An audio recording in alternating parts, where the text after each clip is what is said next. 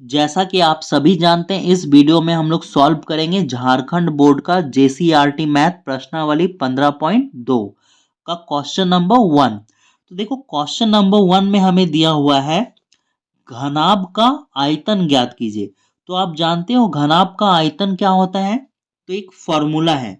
Formula क्या है? आप लिखोगे घनाभ का आयतन बराबर घनाभ का आयतन। घनाभ का आयतन का फॉर्मूला होता है लंबाई।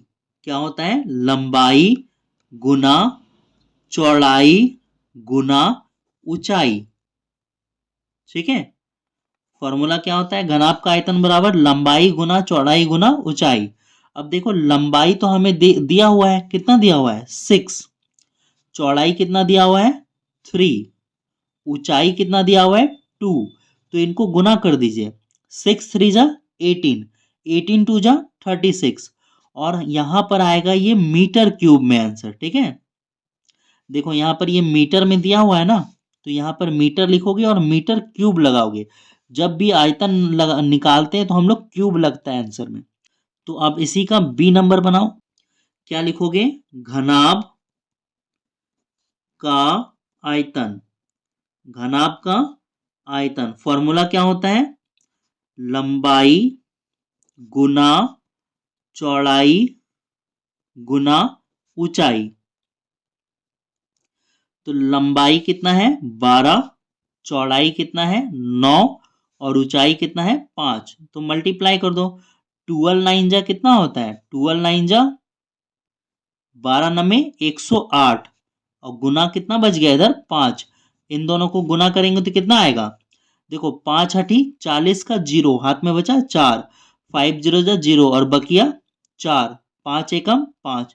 तो आंसर आया 540 मीटर क्यूब। अब उसी तरह से सी नंबर का बनाओ। क्या लिखोगे? घनाभ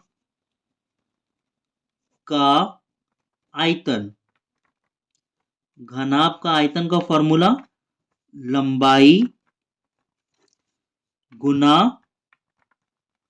चौड़ाई गुना ऊंचाई। तो लंबाई हमें इस बार दिया हुआ है 60, चौड़ाई है 45, और ऊंचाई है हमारा 30।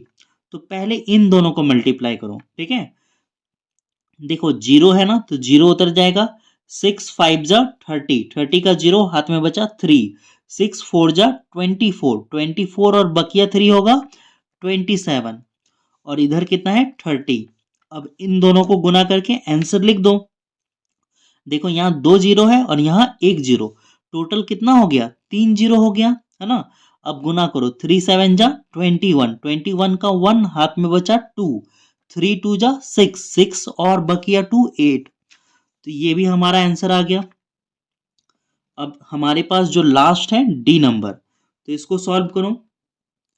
घनाभ का आयतन। फिर से फॉर्मूला लिखोगे। क्या लिखोगे?